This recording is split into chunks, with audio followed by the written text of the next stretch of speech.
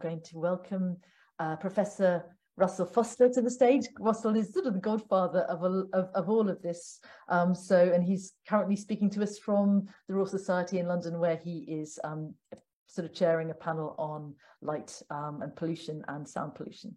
So Russell, if you'd be willing to turn your camera on, and then we can begin. Okay, Shirley, thank you so much. I'm going to try and share my screen. Or can you activate my screen? It's set up so that everybody can. Okay, so, oh, there we go. I think is that it? No, I can't see the normal icon of screen sharing. Green one at the bottom. Yeah. Oh, hang on. Maybe it's there it is. Got it. Got it. Looking in the wrong place.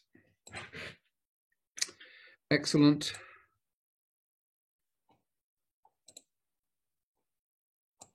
So hopefully everybody can see this. I'll go to full screen if that's the case. Please do. Wonderful. Okay, super. I'll just then reduce that and then we can get going. Well, Shirley, thank you so much for the opportunity of a very short introduction to this important meeting about innovations in healthcare. What I thought I could do is provide a framework to think about healthcare. And the sort of theme I wanted to explore with everybody was multimorbidity. And let me unpack that in a little bit more detail. So multimorbidity, as many of you will know, is defined as the co-occurrence of two or more chronic conditions. And so we're probably all aware of common comorbid conditions, of course, heart disease, hypertension, respiratory disease, mental health problems, including dementia, cerebrovascular disease, joint disease, diabetes, and sensory impairments, and also within that context, notably balance. And multimorbidity has been estimated to affect up to 95% of primary care, of the primary care population aged 65 years and older. And what we mean by primary care, of course, is the first point of contact in the healthcare system.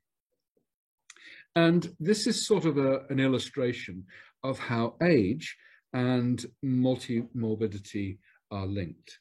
So we see on the vertical axis low age to high age, and on the x-axis, low multimorbidity to high multimorbidity. And so you often see this sort of relationship whereby as you age, the chances, the risk of multimorbidity increases. Now, of course, we can add a third dimension to this, which is you can talk about risk modifiers.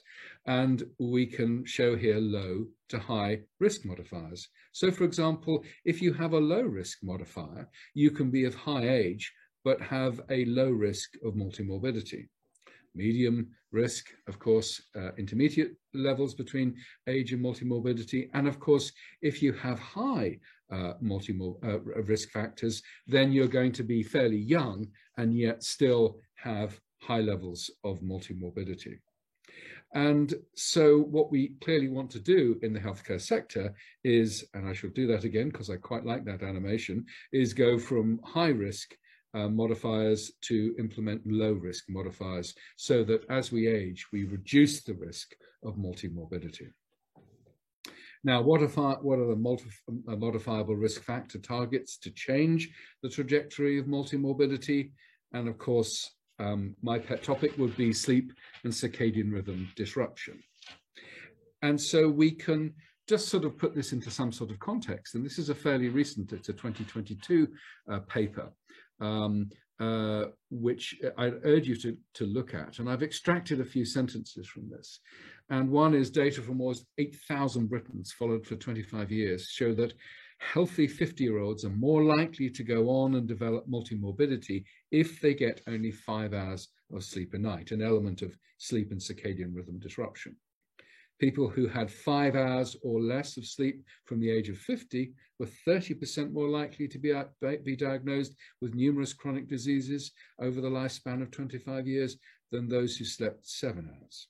And then finally, 60-year-olds who slept 5 hours or less had a 32% greater chance, while 70-year-olds who had only 5 hours sleep at night had a 40% elevated risk when compared to those who had more sleep. So there's very nice and strong correlations between increased multimorbidity and, at least in one element of SCARD, which is reduced sleep duration. And of course, there will be others. I mean, if we were talking about shift work, of course, we'd factor that in and see even more dramatic results. So the consequences, of course, of sleep and circadian rhythm disruption, which have been well documented, are as follows. So there's an increased risk of cognitive impairment, impaired emotional responses, cardiovascular disease, stroke, altered stress responses, lowered immunity, infection, cancer, metabolic abnormalities, type 2 diabetes, depression and psychosis, and of course dementia. And critically, all of these conditions are commonly components of multimorbidity.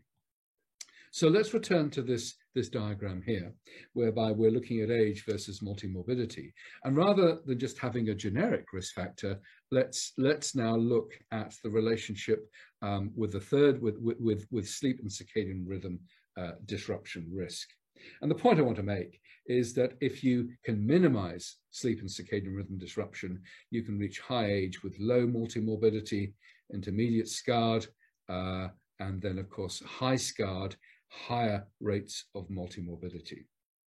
And again, what we want to do is shift from a high SCARD to a low SCARD state to lower multimorbidity with increased age. And so what are the sorts of ways in which we can modify SCARD, sleep and circadian rhythm disruption? Well, as you'll hear throughout the following presentations, of course, light can be very powerful, nutrition, exercise, cognitive behavioral therapy for insomnia. There are new drugs which we're working on in Oxford, and there will be other examples. But that's the sort of way I'd like to sort of present a way of thinking about the impact of sleep and circadian rhythm disruption on age and multimorbidity risk.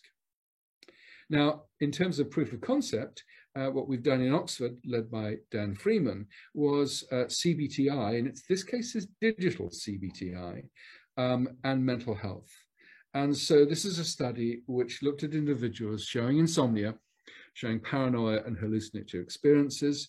And I'm only going to show the paranoia. So you see the paranoia on the vertical axis here. And in the control group, there was no intervention. So we see the levels of paranoia before and after. And we see, no great surprise, that they are not statistically different. Now we're going to look at the experimental group who had cognitive behavioral therapy for insomnia delivered digitally. And this is the level of paranoia prior to the intervention, and this is the level of paranoia post-intervention.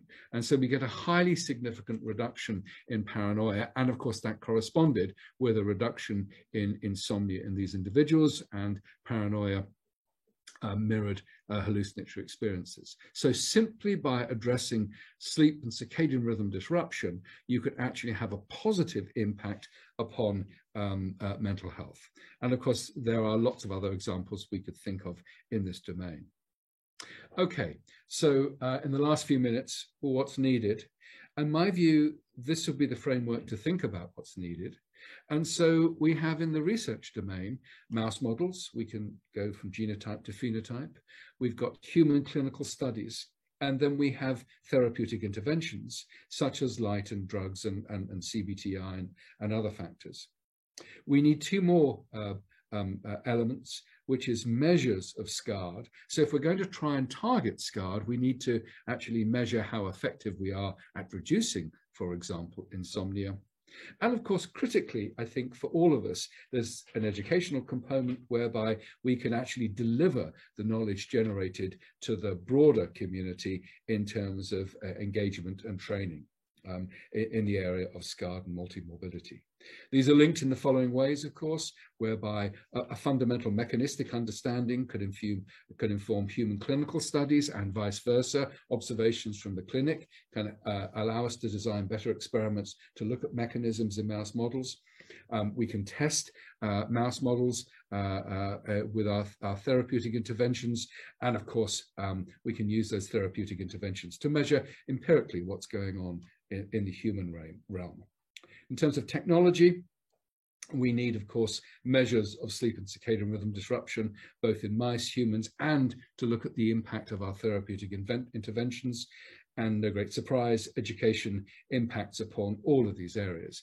Of course, we want to get, if we're going to get sort of studies, we want to reach the maximum audience as possible so that we can improve the health status of individuals.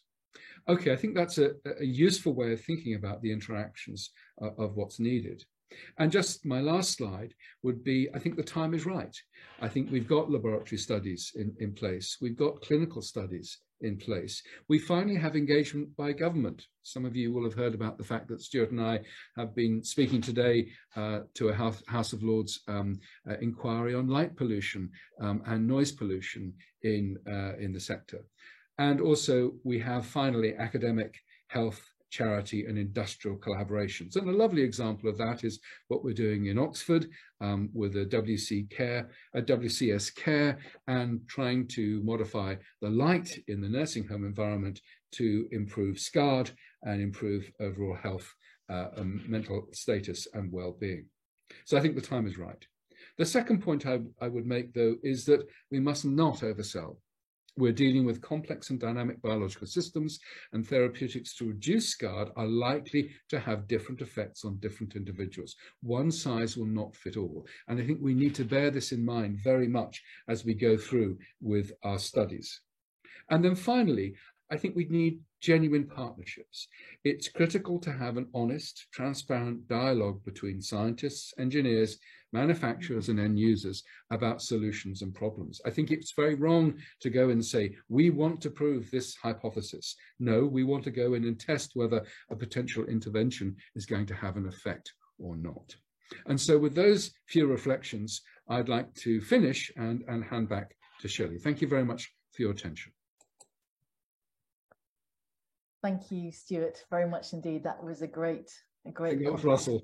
I know he's brilliant, but he's not omnipotent. Oh dear me, sorry, 2 tenths here. Good to see you, Russell. Thank you again, and yeah, and welcome to all the people who have joined in the last few minutes. That was Professor Russell Foster setting the context for this conversation. We're going to have 3 scientists now speaking about their work, which is fulfilling some of the things that Russell has been talking about just now. And then we're going to take a brief break before we speak to some amazing healthcare providers who are just showing us exactly that it isn't one size fits all.